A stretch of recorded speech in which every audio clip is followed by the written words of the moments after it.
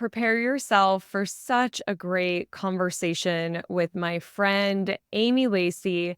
This episode is very special. I just feel like it's this masterclass in business evolution. And there are so many things that you're going to learn, pieces of advice and tips and incredible stories that Amy shares from her entrepreneurial journey of all the businesses she's built and the things she's learned.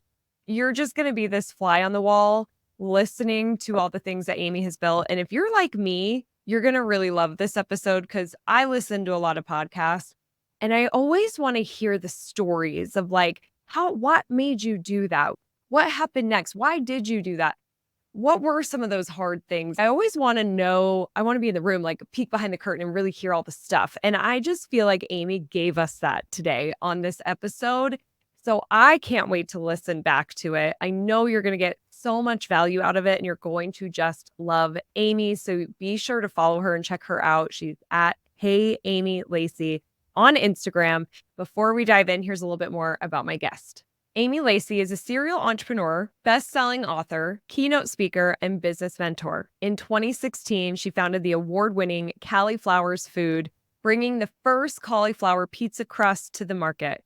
In 2023, she launched Soursop Nutrition, a trailblazing supplement brand featuring the superfruit with superpowers, Soursop, and a range of products helping your body fight some of the world's deadliest chronic diseases.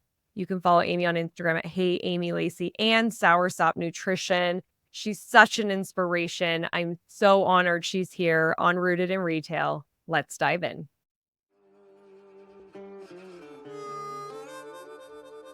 Welcome to Rooted in Retail. I'm your host, Crystal Vilkaitis.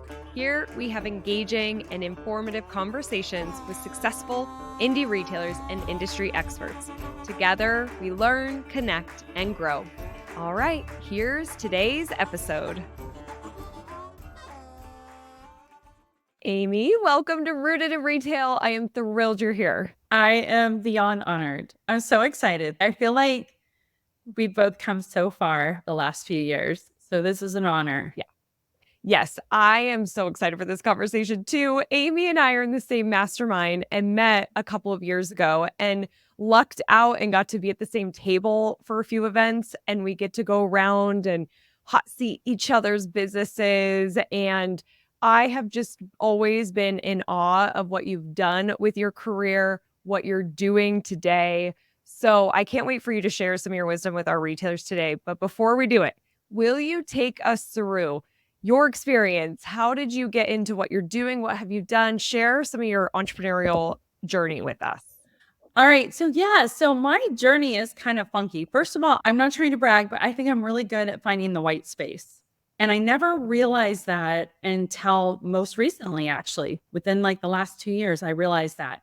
So if I go back to the beginning of my entrepreneurial life, it would be in my college days. We don't have time to go through that, but let's just say I worked at a brewery. I didn't drink beer. They gave us free cases of beer. And I kind of was like a moonlighter. I was selling it on the side. And I shouldn't have been. That's a big no-no. So I don't even ever tell that story. You're the first person I've told that story to other than family and friends. But I look back on it and I was like, oh, there's a need for this particular beer in this particular industry with these particular people. They were 21, but it happened to be the UC Davis. It was a UC Davis team.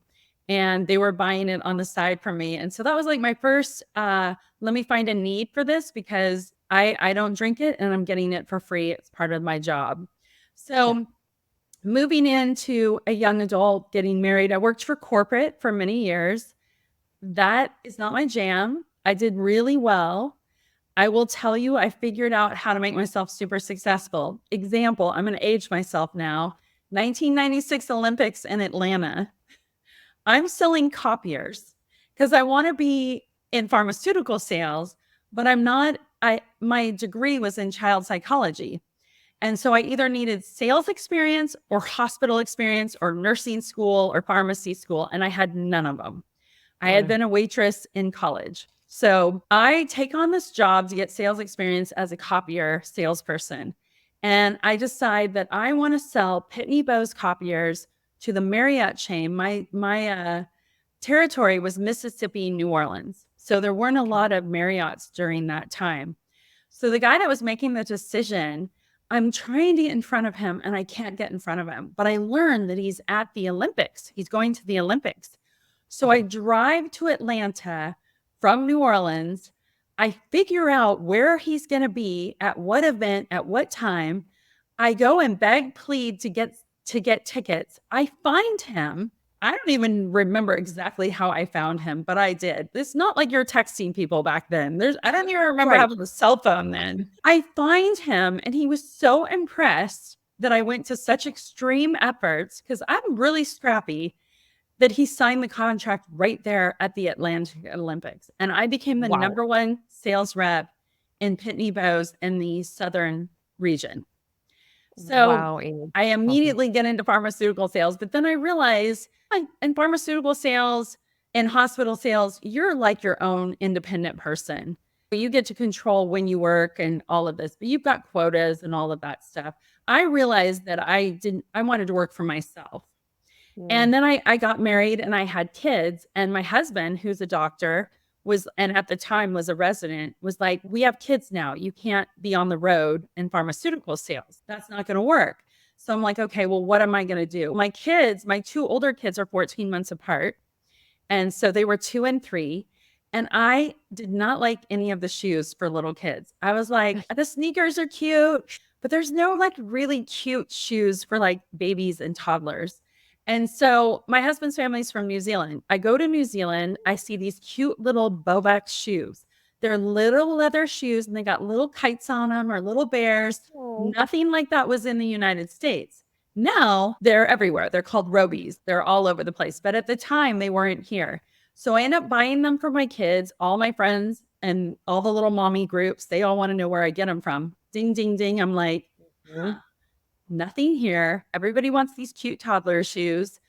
Okay, New Zealand's dollar, every US dollar at the time was $1.50 for one New Zealand dollar. Like the dollar was great. And I could get them on sale because their winter was our summer, vice versa. So I was getting these little shoes for like $3 or $4 and turning around and selling them for 30. And so as a stay-at-home mom, I was bringing in like in the early 2000s, like 11,000 a month. I had a college student. I was selling them online. I had this little store called Kiwi Kids. Then I went into clothing. And so that was kind of like I found a need. The next business I did was medical lasers. I saw that in New Zealand, when we were visiting my husband's family, a lot of those people have toenail fungus. They're really active. They're outgoing. This sounds so gross. Like beer, clothing, toenail fungus, coming to cauliflower pretty soon, and then soursop. So I'm over in New Zealand, and I remember reading about this guy in Northern California, and that's where I was born and raised. So after I graduated from college, I moved to New Orleans. That's when I got the Pitney Bowes job.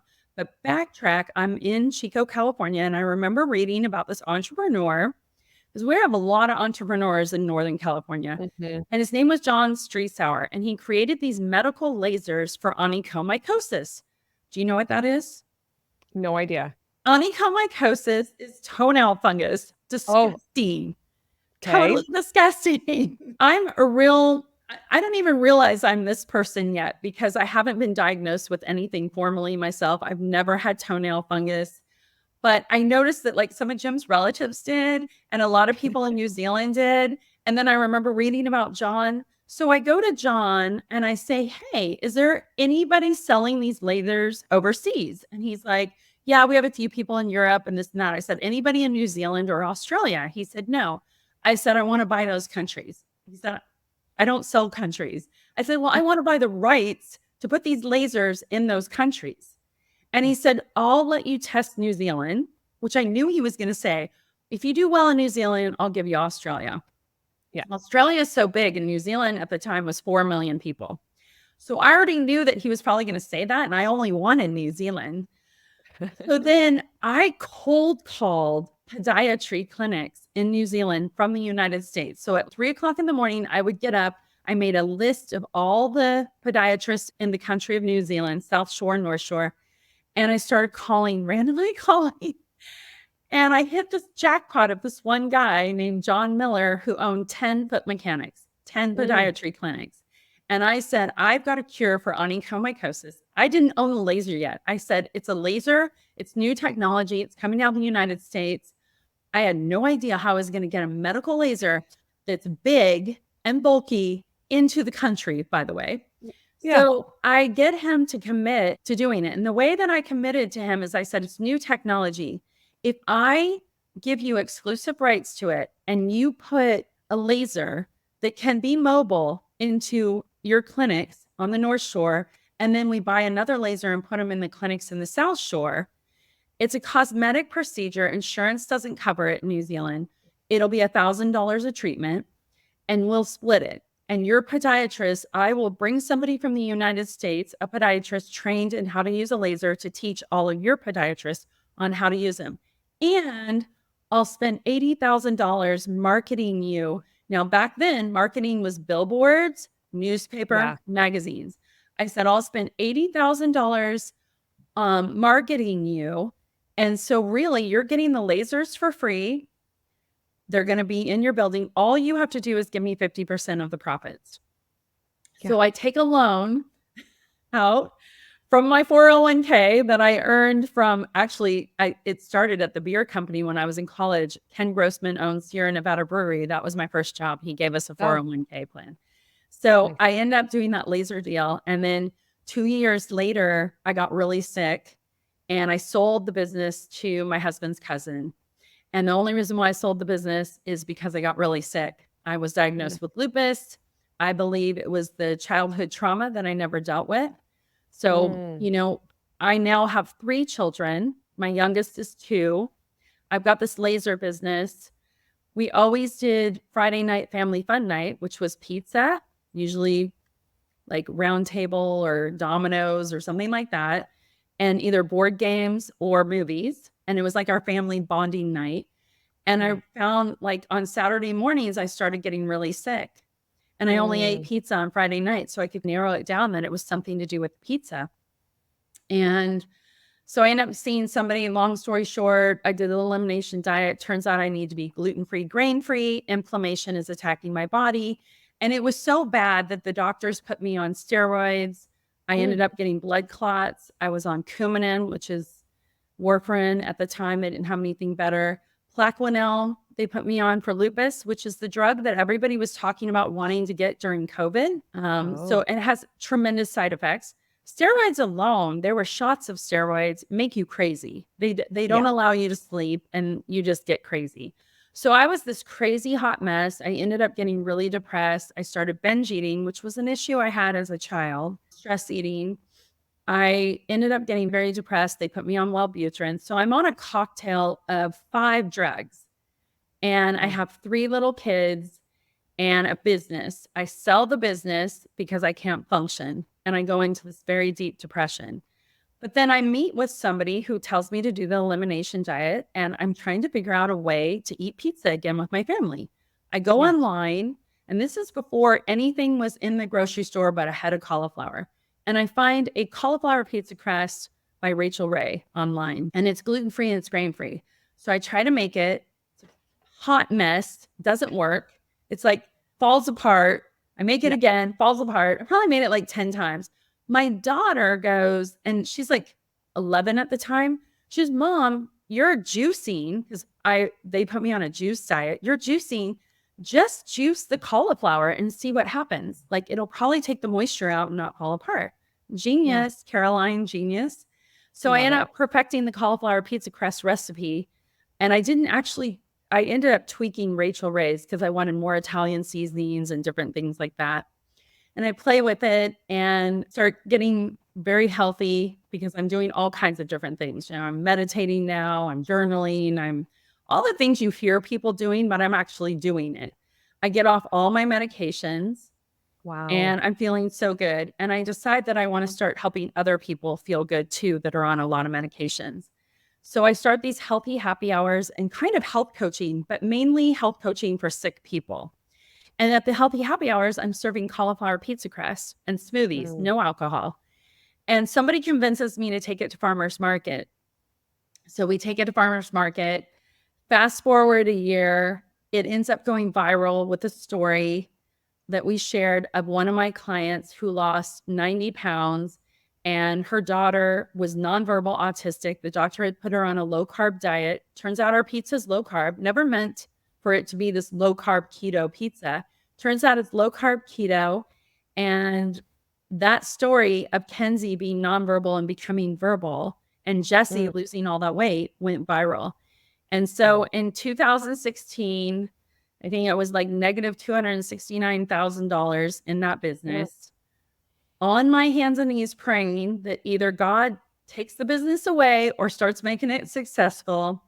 I literally go to bed. I have a vision or a dream, whatever you want to call it, about sharing Jesse and Kenzie's story. I do that on Facebook and it goes viral.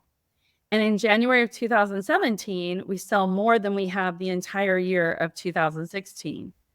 Wow. Mid 2017, I go to Chris Winfield's event, first event. This is before Jen's in the picture. He tells me, how much are you going to finish the year with? And he's like, you need to say 5 million. And I'm like, maybe.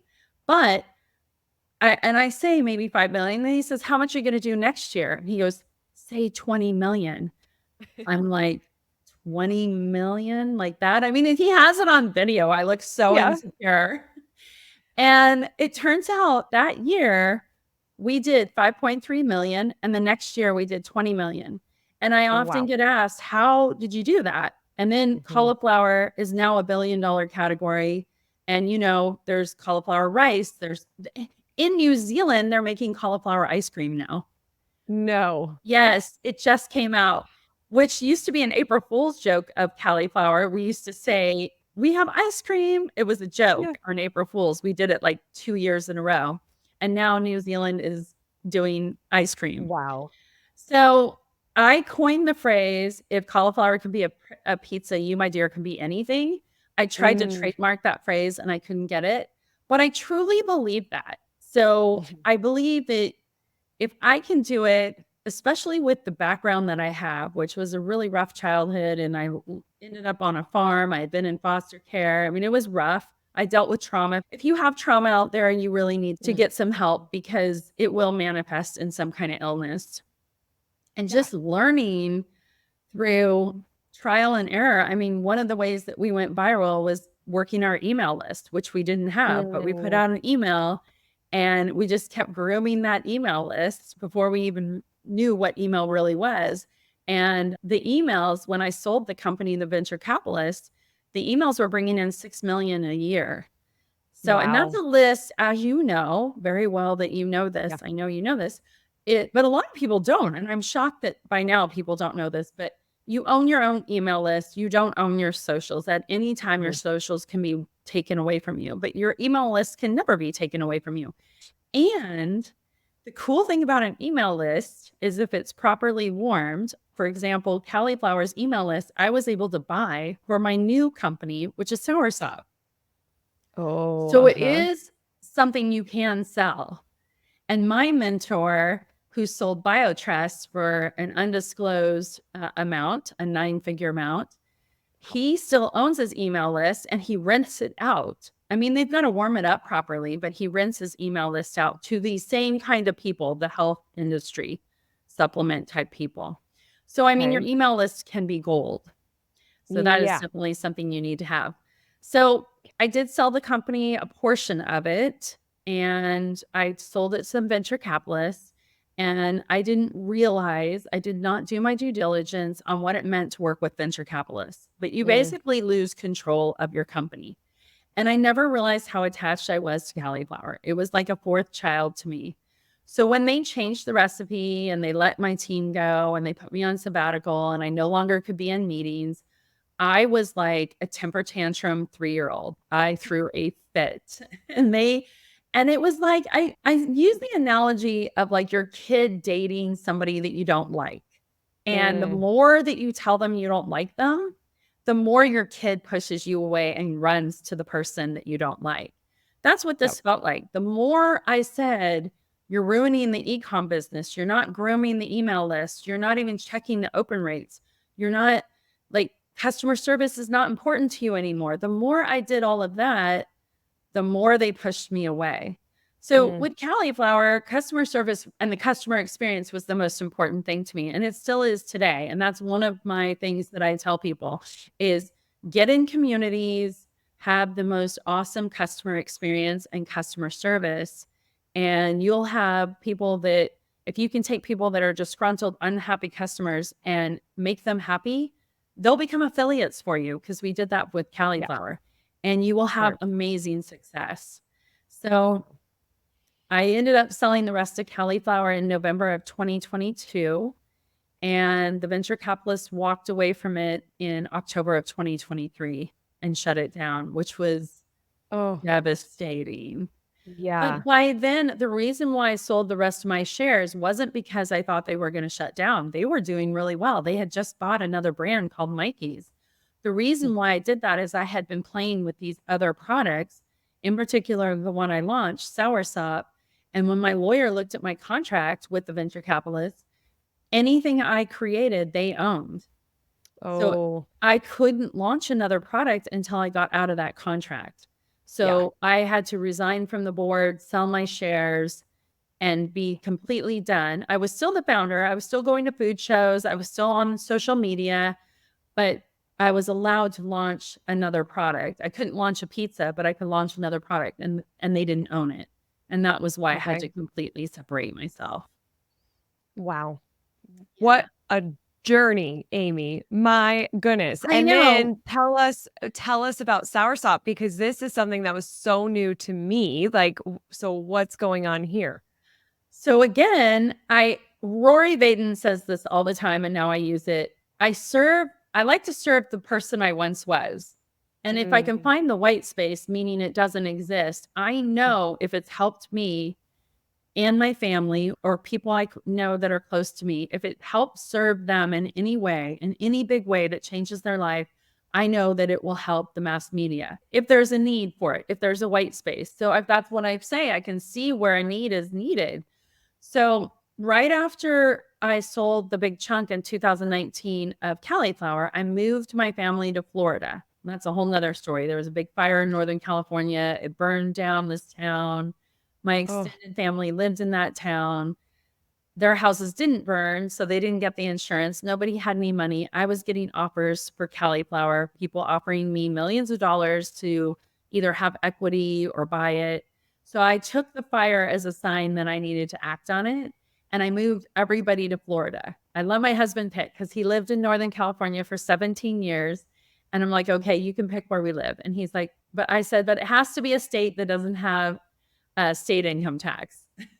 okay. So I go, I One got to rule. get out of California. The taxes are Yeah. killing me. Oh, terrible. Yeah. So, yeah. So we moved to Florida where his brother lived, and I have nieces and nephews here, and it was great. So, right after we moved here, my right hand person from Cali'Flour was diagnosed with cancer, breast cancer, Mm, and so was my mom. And Jimmy, who was my right hand person, went holistic with her treatment, did not do traditional radiation chemotherapy. My mom did traditional. So I was doing a ton of research about sugar, cancer feeding on sugar, about inflammation, because I know having struggled with inflammation, what it can do to you. It's a silent killer. You don't know it's killing you, but it is. And inflammation causes cancer. I really believe that. yeah, I do So too. I was doing all this research on it, and I met a lady, and she had this tremendous benefit with her daughter on some relief during her radiation and chemo using this fruit called soursop. And she was making these smoothies. And I'm like, oh, I'm going to get that for my mom, who's like had breast cancer and like her skin's all burned from radiation. And I mean, just some horrific situations. And so I got the fruit. I got it shipped in. It was like $35 a piece of fruit. Started making her the shakes. Started realizing, and I had already been playing with other shakes, like protein shakes and things like that. And I was drinking them myself. And then I was playing around with gummies, like a super greens gummy, like an AI drink, but in a gummy form, Okay. because one of my kids is a really picky eater and won't eat vegetables. So I'm like, if it tastes like candy and it's gummy, I think I can get veggies into him. So I was already playing with that concept. But when I found Soursop and I saw what it did for me and what it did for them, I was like, oh, this is a miracle fruit. And this fruit doesn't really exist in the United States. And it's controversial. But if you read all the, like, if you talk to people in the Caribbean and talk to people, and I went traveling, I even went to an island off of South Africa, Seychelles, to find soursop farms and talk to Wow. people who have used it for generations. And what do you use it for? So I kind of went on this mission trip of finding more about this fruit and the family of the fruit. And then, of course, we were ingesting it and I saw my inflammation was going down and I saw it was helping my mom, who ended Mm. up getting another nodule in her lymph node and it went away. And Wow. this girl, this woman that I met swore by it. So I was in constant contact with her. Her daughter was in remission and doing really well. And then I was finding other ways, like I found parents that were using it for colic. They were for colic babies. They were using the tea, boiling the tea for colic babies. I met some students that were using it in Mexico for gut health, like Mhm. anxiety and gut health. Wow. And I realized that through my mom, who's also a type 2 diabetic, her doctor took her off Ozempic. She wasn't on it for weight loss. She doesn't need to lose weight, but she's a type 2 diabetic, not an obese type 2 diabetic. And it was helping her blood pressure and her A1C levels, her blood sugar levels go down. And the Wow. only thing that was different was the soursop. So I decided it's too expensive to get it and make it as a frozen shake. So I had already been working on the supplements. So I met with my amazing family-owned co-packers. And one of them happens to be in Florida and the other one happens to be in another state. And I met with them face to face and I said, can we try to make this? But we've got to source it in really good areas like Brazil. I don't want anything coming from China. No offense to China or anything, but the fruit it's just not, that's not the place where you want to get it. You need to get it out of the Caribbean, Brazil, the islands. It needs to be good quality ingredients. Yeah. And so we did that and we launched it and we soft launched it and we went into a clinical trial because I want to what is missing in the supplement world? Mm. Everybody's putting out a supplement. In COVID, all of a sudden, everybody and their brothers creating supplements and just putting them out there. There's nobody regulating it. So I'm like, okay, we've got a special series of ingredients of superfoods for our shakes. We've got the soursop for the gummies that's mixed with echinacea and goji berries and elderberries. So we're doing really well on the superfoods. But what can we do that nobody else is doing? And I'm like, Mm. let's do a clinical trial. Let's prove in a clinical trial, in a double-blind, placebo-controlled trial, that people are getting these benefits, that it's actually decreasing inflammation levels. So do we have our dosage right on the gummies? No, you should eat a lot more than 2 a day. And I think I Okay. should do an adult fruit roll-up because I think it would make just a great, like, fruit Oh, snack or fruit roll-up.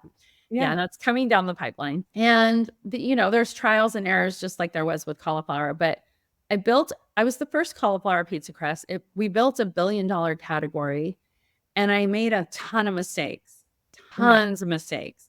And so I've learned a lot from those mistakes and I'm taking it into this business in a totally different way.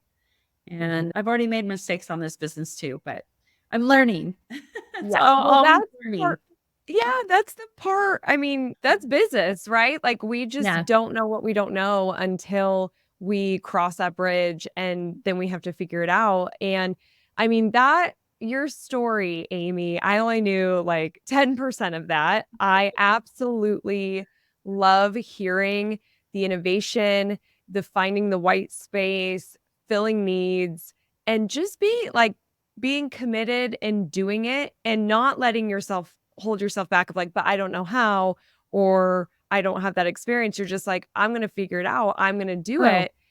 It's yeah. incredible. It's incredible. If you're a retailer and you have a brick and mortar storefront and you're doing at least $600,000 in revenue a year and you're looking to grow your business, then our scale package could be something that could really help you. This is a done for you offering as well as an education, accountability, and support offering where you have access to several of my team members who basically join your team to help scale your store and achieve your goals. And some of these goals might be to drive more foot traffic, get more people to your events, get more people watching your live sales, grow your email list, your loyalty program, grow sales. That's what we're helping our scale clients do. So this offering is $2,400 a month, and you have access to several team members who are enthusiastic about growing your store. We love working with our scale clients. We've seen phenomenal results. And if this is something that you need help with, then you can go to crystalmediaco.com/scale and learn more about that offering there. You can also book a call with Pauline on that page. And that might be a great next step for you to book that call so she can learn about your goals, your customer, your store, and see how we can support you. There's a very good chance that we can scale your store through that program. And we'd love to do it. So head on over to crystalmediaco.com/scale to learn more. There are a lot of sleepless nights. And then there's a lot of, I talk about like the 5 P's of my business. Yeah. One is passion. So I have a very good friend who is a speaker and on stages and has a mastermind and very successful. And she and I go head to head on this. She does not believe to have a successful business, you have to have passion. I'm like, no. Wow. For it to be truly successful and you to truly care and put your all into it, you have to have passion. So I believe you have to have passion. And I love what Roy says when he says, serve the person you once were. Because if you have had an issue that you've been able to overcome, then as a coach or a product-based business, you will serve your audience better because you'll have already fixed it for yourself. And you've got that testimonial. There's no better testimonial than your own personal testimonial. So, I mean, I have a fun little side story. There's a competitor of mine. She's a $500 million company now. She did it better than I did, but her ingredients are very inexpensive. And early on, when she just came out, and I was already out for a year, we were both at the Las Vegas pizza show. And a co-packer came up to me and said, I'm making her pizza. I can make yours for about 90% less than what you're currently paying. And I was like, how? And he's like, you just have to use powdered cauliflower and stop using fresh cauliflower. And I was already contracted with farmers. And I said, okay, well, I'm interested in that. I get it. I get fresh cauliflower is very expensive. Yeah. It's really hard to clean. And there's a process to it. And that's time consuming and manpower. Right. I'm like, okay, powder is processed and it, but it's powdered cauliflower.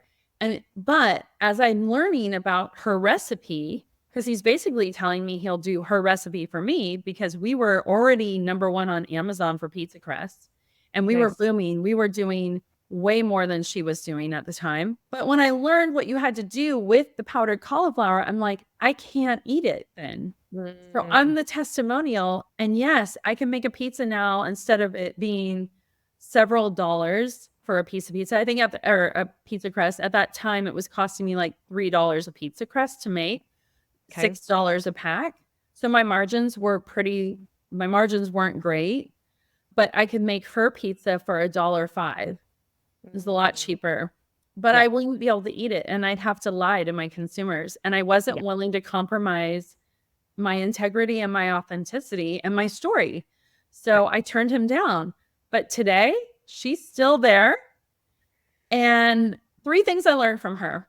1, I filed my trademark, but not my word mark, not my logo. And she came in and she took that logo. So she put the cauliflower in her O, just like I had already had it in my O. I was Cali'Flour. She was a very similar name. I'm not going to say it, even though I'm not in the cauliflower business anymore. Cauliflower. Cauliflower. You know what? I am going to say it because she's a rock star. I'm going to say it. Cauliflower. She's a rock star and I have mad respect for her. So I'm not going to there's no reason for me. There's no competition. She used to say this all the time. She used to say there's room for both of us. And she was right. Like I fit a keto niche. She didn't. I fit a low carb. She didn't. Diabetics could eat my pizza. They couldn't eat hers. Crohn's patients could eat my pizza, even though she said her sons have Crohn's. Technically, Crohn's patients couldn't eat her pizza at the time.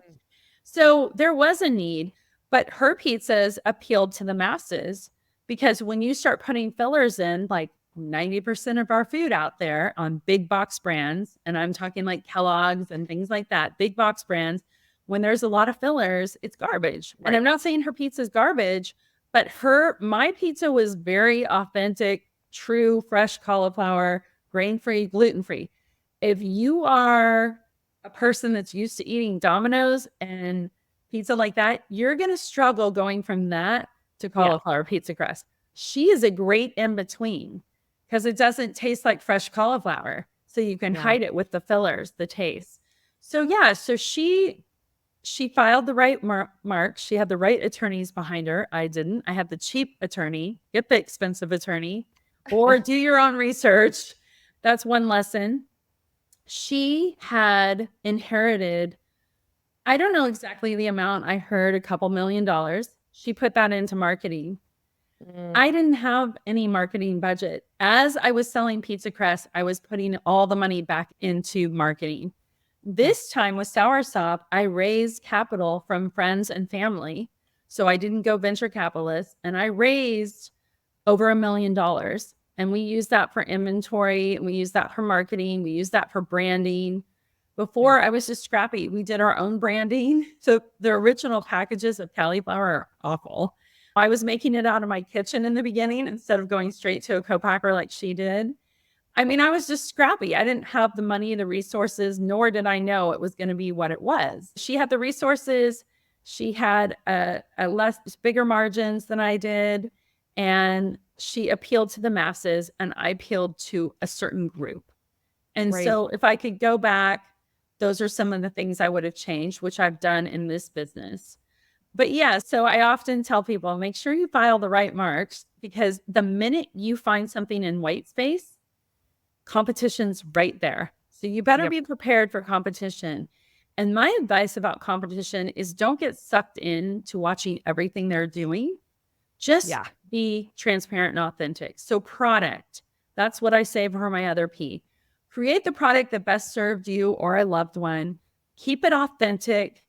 Keep it very authentic to who you are, the ingredients. Make sure you would eat it. You would feed it to your kids.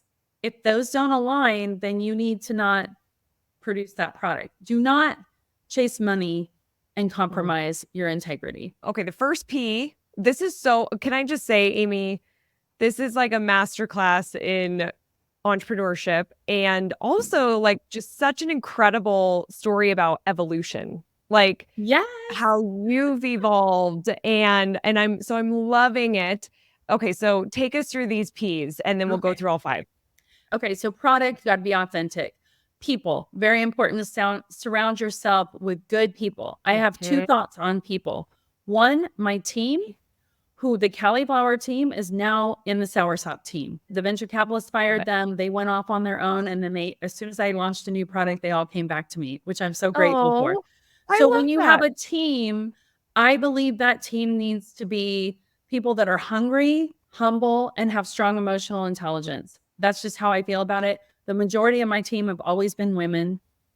People say women are drama, but I'm sorry, I'll argue any day in business that men are drama. Okay. And then the other thing about people is you need to put yourself in the right rooms. So your event, those people, kudos to them because they're in the right rooms. They need to surround themselves with people to have been there, done that before, or connect them to people that have been there, done that before.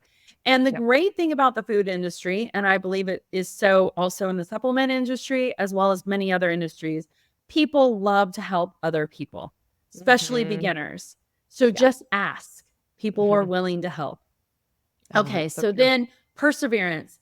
In business, and you know this, there's a lot of highs and there's a tremendous amount of lows. And what's going to keep you persevering? You've got to find the one thing that really keeps you going, that's going to get you out of bed on a very bad day. And for me, I got loads of letters of diabetics and people that were really sick like myself, and they turned to the pizza crust or the other things we were doing by then, and they were telling me, thank you, I can eat pizza again. You've saved my life. I've had people say that to Mm. me. I'm like, a pizza Wow, crust has Amy. saved your life?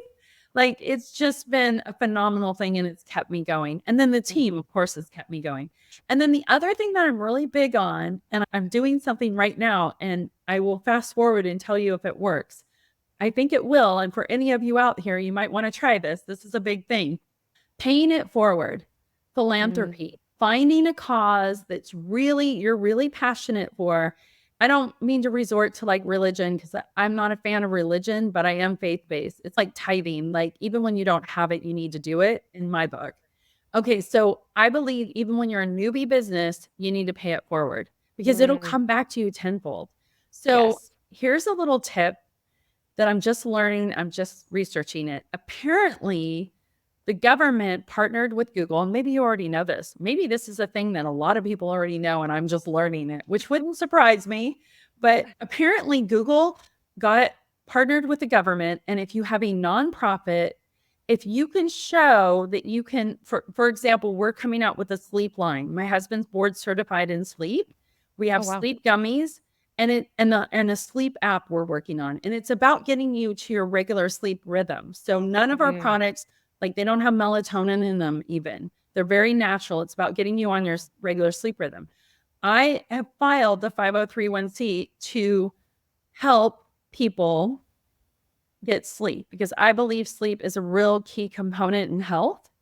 So we Mhm. are going to be offering free services, especially with the app, to help people get back on their sleep rhythm.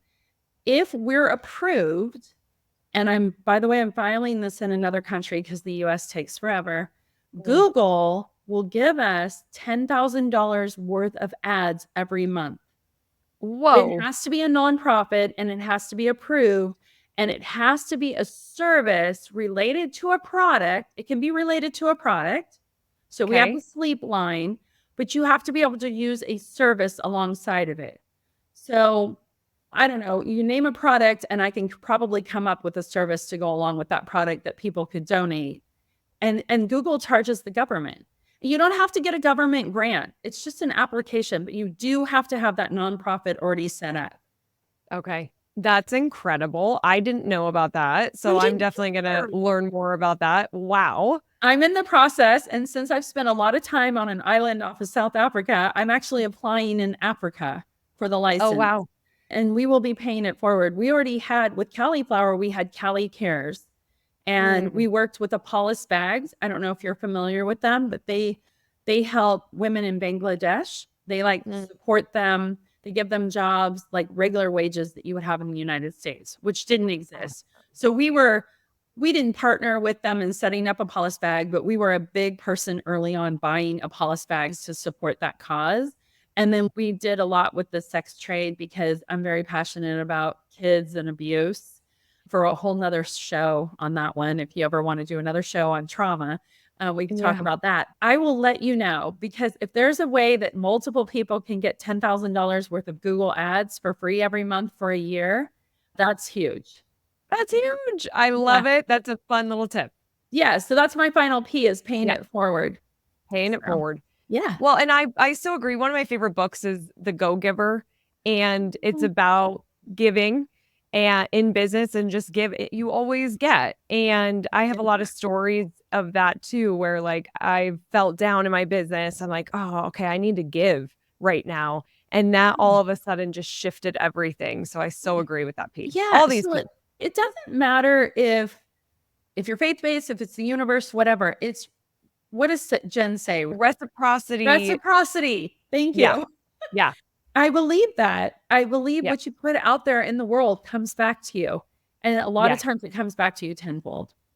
It's so true. I love it. I love the 5 Ps. It's such a good like structure for our retailers to think about. What's going on with you in those 5 Ps as you look into your business? Is Mhm. there any way that it could be supported more or built out more or what do you need? But I just feel like when you have those in line, you can build. I always talk about having a strong foundation to build a superstructure. And I mean, Absolutely. you built a superstructure with cauliflower and you had an 8. I just have to call this out before we go into our resilience round. You had an 8-figure exit, which placed you among the top 1% of women to exit with an 8-figure deal. Amy, like from a venture from capitalist. the venture. So I need to say that. Yeah. So actually, I never knew this, and somebody did those stats, and we should have been a 9-figure valuation. I really believe because I was a woman in a boardroom full of men, and they knew that I was new in the industry, they devalued the company at the Wow. last hour of the deal. And I took the deal anyways because of the fires and all that. But Yeah. yes, I'm in that top 1% of getting 8-figure venture capital deal. And this new company is going to be, I want it to be $1 billion valuation. I want to be alongside Jamie Kern-Lima and Sarah Blakely. That's my goal. And I get to speak at Jen and Chris's event. We're going to hear Jamie Kern-Lima. So I'm excited. Yeah, you're sharing the stage with Jamie, who is incredible. I have full body, insane chills, Amy. This is going to happen. I know it will. There's no better person to make it happen. And I just love you're coming from such an incredible place to help. You're helping the world, you're helping people, you helped yourself. And this is just such an incredible, you're such an incredible human. And I am just so grateful for you to share this story on the show. So thank you for what you do. I thank you for what you do. I want to have a podcast someday and do what you do. Like you're living my dream too. So I'm grateful to be here. I have one other quick tip, and then we'll go into rapid fire. Let's do it. I really believe somebody asked me recently, I've been doing a lot of talking lately. Somebody said, what's the one thing that you've used that's really helped you in decision making in your businesses?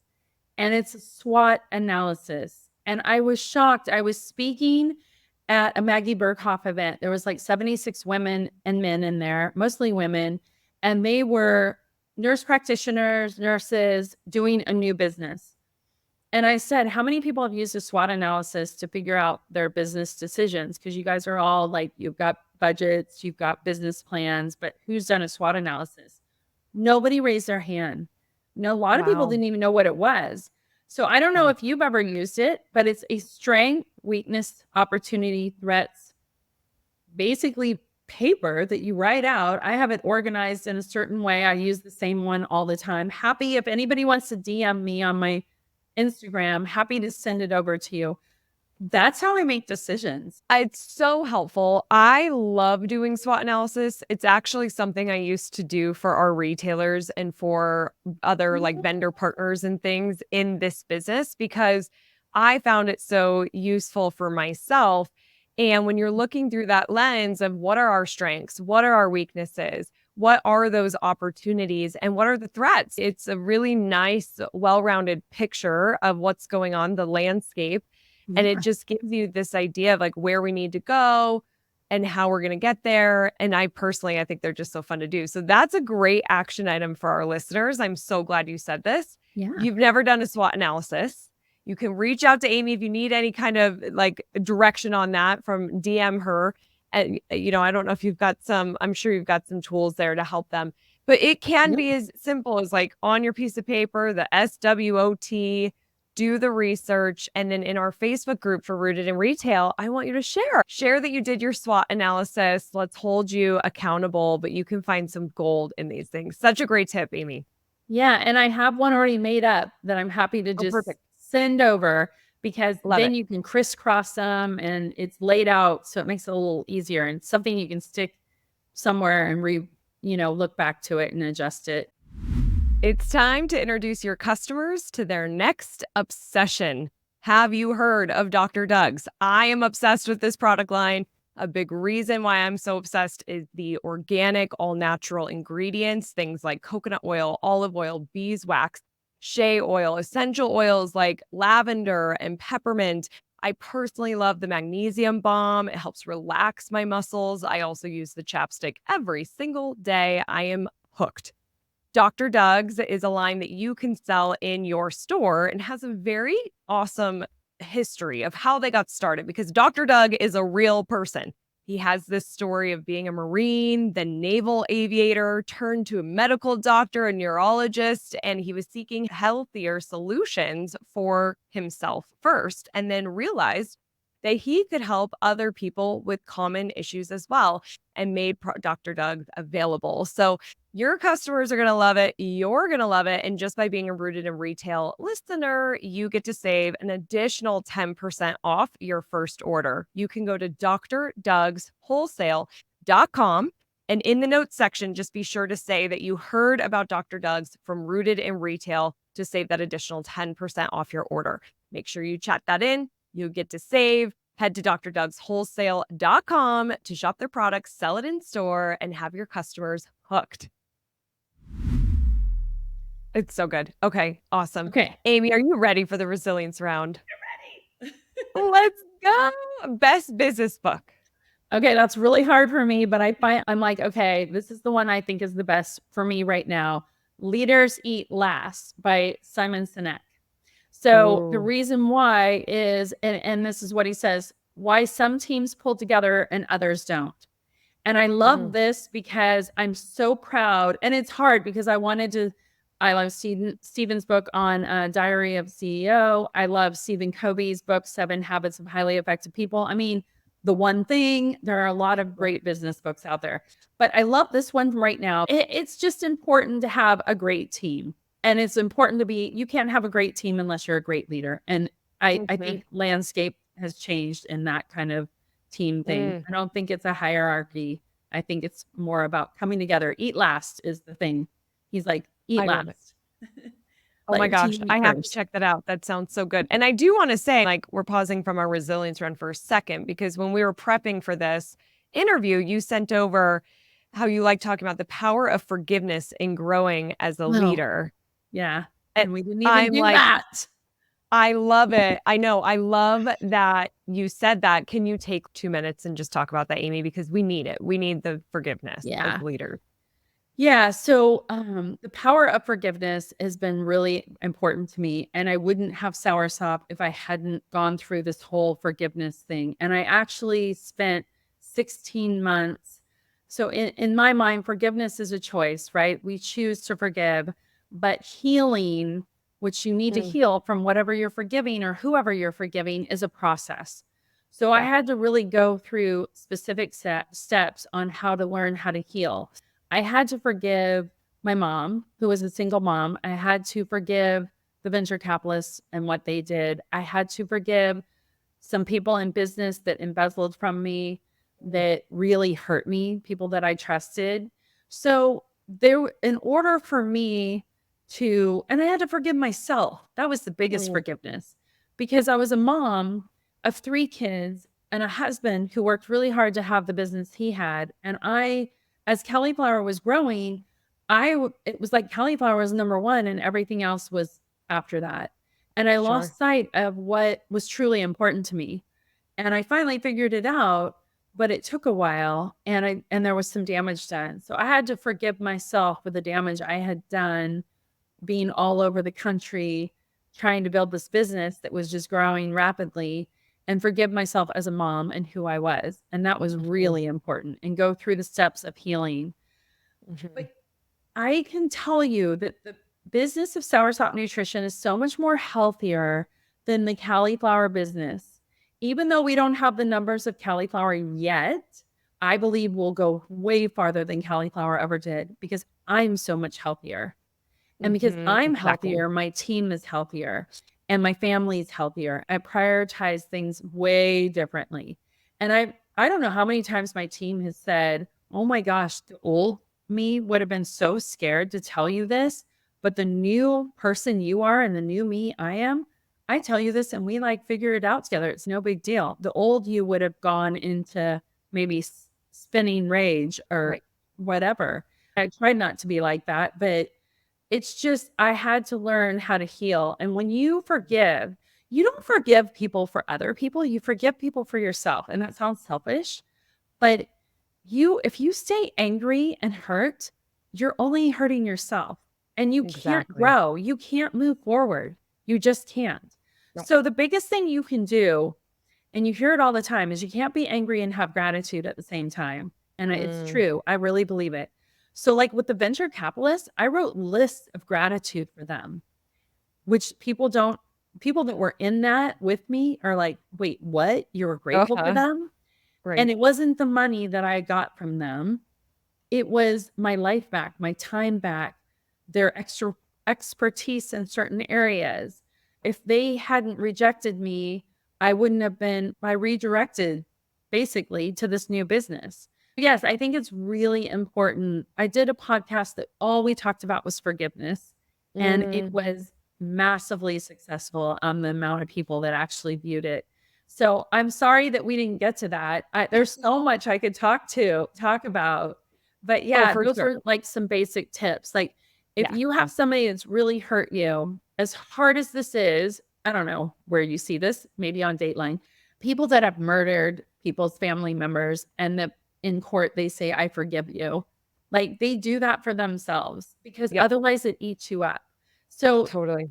definitely if you're really successful in business, you're going to get burned. It's inevitable. Unfortunately, there are some bad people out there and you just have to learn how to not live in anger. And there's always Exactly. a good reason why something happens. There really is. You just can't always see it. It's so true. It's so true. Yeah. I'm glad we took that break from the resilience round to have our commercial about forgiveness because it will make you a stronger leader. You are proof of that. Yeah. Yeah, anger was making me sick again. It was a full Mhm. circle moment. I was very sick on what was happening with Cali'Flour when the venture capitalists took it over. Forgiveness and gratitude made me heal again. Better than Wow. any kind of medicine. Wow. Yeah. Okay. Okay. We're back to our regular Okay. scheduled programming. That was so good, Amy. Best retail technology like an app or software? I'm a Shopify girl. I love Shopify. Yeah. So I use Shopify a lot as we use that for our retail. As far as like apps go that we have used that have been really successful in Cali'Flour, we have used things like Instacart, which was one of our favorites. That helped us a lot during COVID. Ibotta, I think it's called Ibotta. It's not as user friendly, but we've used that as well. ShipStation and Shopify, those were huge for us. Yep. Those are really good. I agree. Shopify, just game changer. How do you keep up with the ever changing retail landscape? Right now, I feel like I'm talking Chris Winfield. I think AI is helping me a lot. Here's how I'm using ChatGPT. This is going to take a moment, but I think it's really good because it's really helping.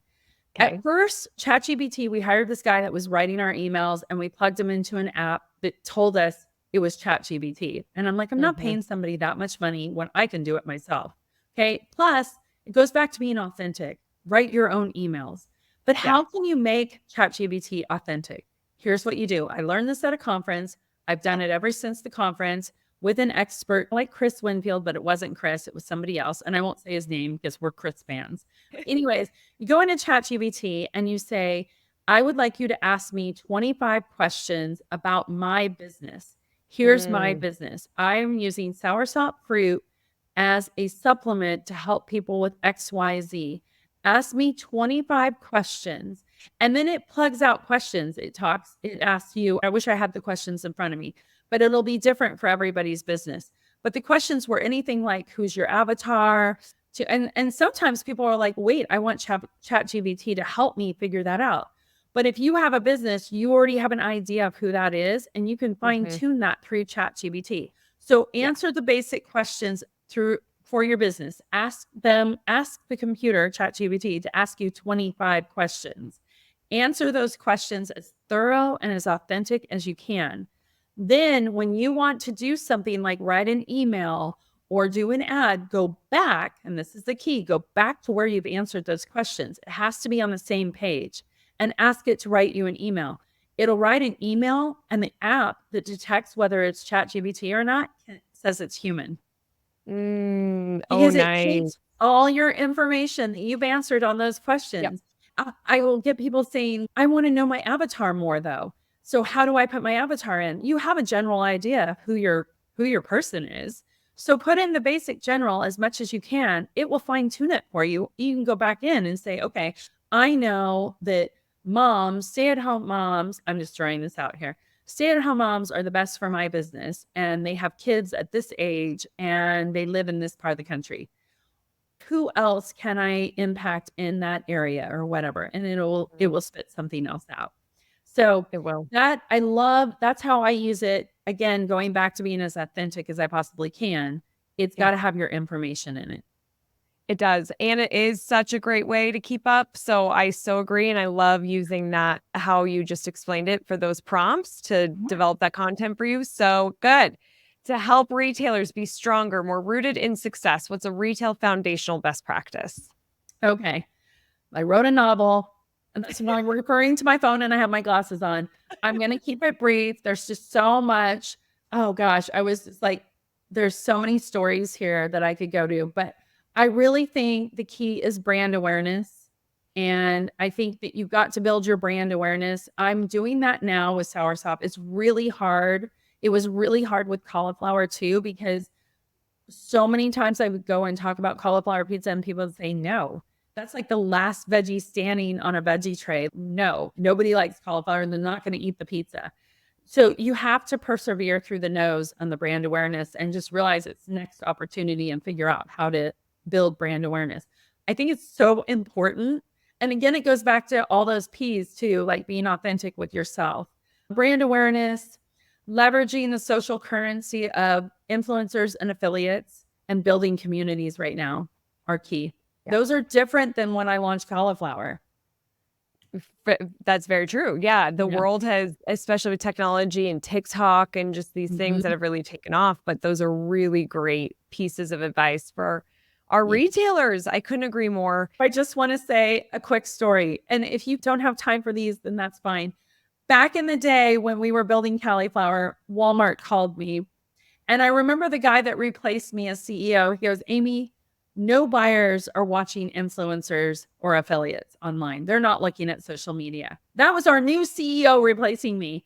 And I was like, Wow. are you freaking kidding me? You need to go to Bentonville, Arkansas with me to Walmart, which I almost didn't go because I was like, thought Walmart wasn't good enough for our brand. It turns out it became our best retailer.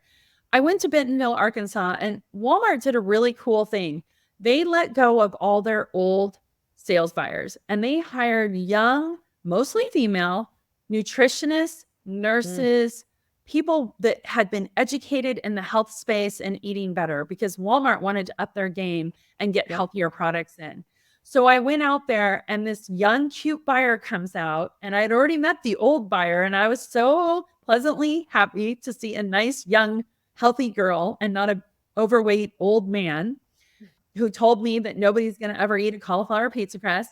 Anyway, she said, Amy, I need your product in every Walmart store and I want every SKU. And I'm like, how do you know about me? And she's like, I'm a huge fan of Erin O'Crea, happened to be an influencer that we worked with nonstop. She goes, I Wow. watch everything Erin does with your pizzas and I buy your pizzas and then I make her recipes. Everybody needs this. And that proved to me back in 2018 that even then buyers were looking at influencers and affiliates. And Yeah, then my they only are. other tip about that is they're going to give you this really expensive price, negotiate. If they love Mm, your brand and they're truly a fan of your brand, they will do it for less. I'm sorry, influencers and affiliates, they're watching me, but it's true. If they won't, and they'll only do for the price tag that they want, they don't love your brand enough and you don't want to work with them mm-mm. anyways. Yeah, So you want the people that love your you brand. want the And man, people I that can't love believe, you. yeah, Yes. I can't believe the CEO saying that influencers have no impact and buyers aren't watching. That's nuts. Oh He my was goodness. he was fired within, not I didn't fire him, the venture capitalist did. He was fired within a year. He is retired and he is a good, he's funny. I really actually liked him. That was just a mistake he made. He Ah, recently reached out to me and said, I'm thinking about wanting to invest in your new company. Are you taking investors? Right. wow. Oh Uh, boy. Oh, yeah. I love it. I love it. Okay. If you had to start your business all over again, what's one thing you'd do differently? That's a no-brainer, easy for me. I raised capital this time. It makes life so much easier. Now, Yeah. I know people are like, but you're giving away your company. And when I sold Cali'Flour, I was 100% owner. Nobody owned anything. That was a mistake. I should have given some to my employees, and I did. I gave them cash at the end when I made cash.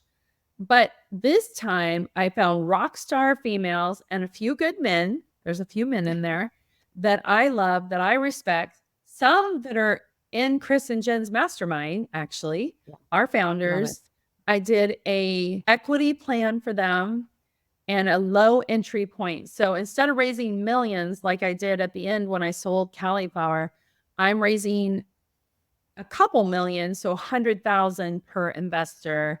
And it has made life so much easier because Mm, being so scrappy with cauliflower, and nobody would have given me money because nobody believed in cauliflower. Nobody believed that veggie could be what it was. mm. And I knew it could be because it was so bland, it took on any flavors. And anyways, now people are investing just because of cauliflower, because of the track record, Right. and people will invest in the founder. So if you're a good founder and you have a good product and you're authentic, raise some capital, share the success. It's so fun. Next week, we're going to be in New York. We're going to be in Times Square, and we have a billboard going with Soursop, and all the founders' pictures are on there. It's going to be so Oh, fun. I I'm so love it. excited. Oh, Amy, that's incredible. I can't wait to see that. How fun. I love So good. having Raise money. Yeah, I love Yeah. having cool people to work with. So Oh, yeah. It makes it way more fun. What do you think the future of independent retail is? I really think it's about building community. I know Mhm. that's probably not the conventional answer that everybody wants. I believe it's going to be a mixture, still a brick and mortar and e-com. During COVID, I had a business called Brick and Mortar to Click and Order, and I Oh, helped people find the white space and not shut their brick and mortar business down.